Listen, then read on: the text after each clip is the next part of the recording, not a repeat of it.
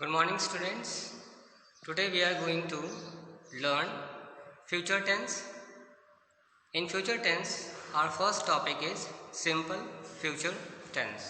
So, student, आज हम लोग फ्यूचर टेंस पढ़ेंगे और फ्यूचर टेंस का फर्स्ट टॉपिक जो है सिंपल फ्यूचर टेंस, उसके बारे में चर्चा करेंगे हम लोग. ओके. सो वाक्य का आइडेंटिफिकेशन क्या होगा, सिंपल फ्यूचर टेंस के सेंटेंस कैसे आइडेंटिफाई किए जाते हैं. वाक्य के क्रिया के अंत में गा, गी, गे लगा रहेगा. जैसे मैं घर जाऊंगा. इस वाक्य में देखिए क्रिया है जाना और इसके अंत में गा लगा हुआ है. तुम कल गांव जाओगे.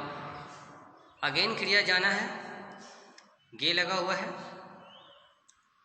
हम कल सिनेमा देखने जाएंगे और वाक्य क्रिया के अंत में गे लगा हुआ है. तो इस तरह के वाक्य को सिंपल फ्यूचर टेंस की कैटेगरी में हम लोग रखते हैं.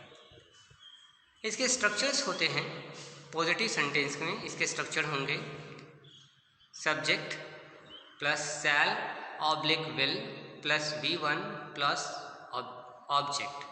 सो this structure is according to ancient rule, but in the modern grammar, ठीक है, हम लोग केवल विल का यूज़ करते हैं. मॉडर्न ग्रामर में केवल विल का यूज़ करते हैं. शैल का यूज़ मॉडर्न ग्रामर में ओमिट हो चुका है, ख़त्म हो चुका है.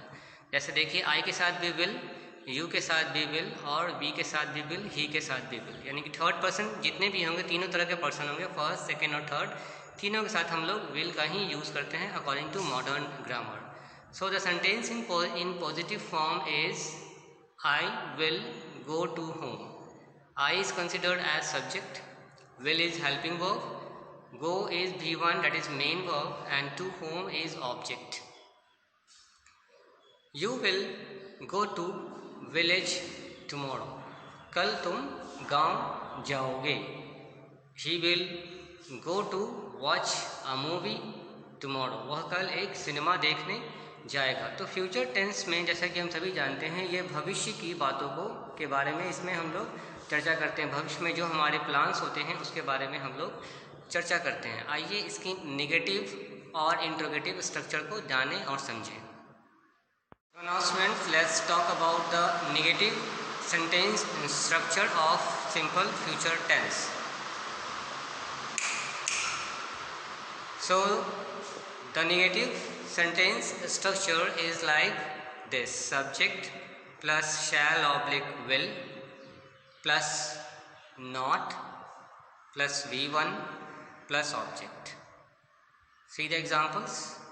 I will not और won't. will not को कॉन्ट्रैक्शन फॉर्म में हम लोग won't भी लिख सकते हैं. Okay. So it's totally depend on your choice whether you wants to write will not or whether you wants to write won't. Both were correct. So I will not go to home. मैं घर नहीं जाऊंगा.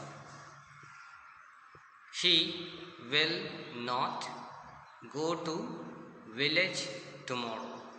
वह कल गांव नहीं जाएगा. We will not go to watch a movie tomorrow. हम लोग कल सिनेमा देखने नहीं जाएंगे. Let's talk about the structure of interrogative sentence of simple future tense.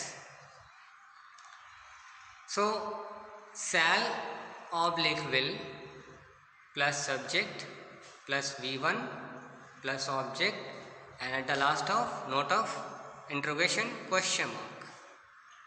Will he go to office? क्या वह कार्यालय ऑफिस जाएगा?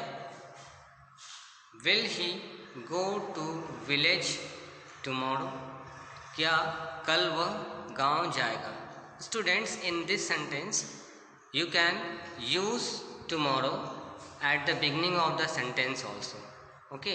टुमारो का यूज़ आप लोग सेंटेंस के बिगनिंग में भी कर सकते हैं और सेंटेंस के लास्ट में भी कर सकते हैं. तो जैसा आपको उचित लगे वैसा आप करें, दोनों सही हो जाएगा आपका. Tomorrow will he go to village. or he will go to village tomorrow. Both will correct. Will we go to watch a movie tomorrow? क्या हम लोग कल सिनेमा देखने जाएंगे? तो इस तरह के वाक्यों को सिंपल फ्यूचर टेंस की कैटेगरी में रखते हैं.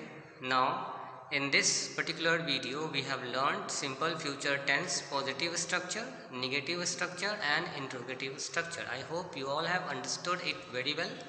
Now what you have to do as your home assignment, you have to write 10 sentences in the 3 forms like positive, negative and interrogative structure.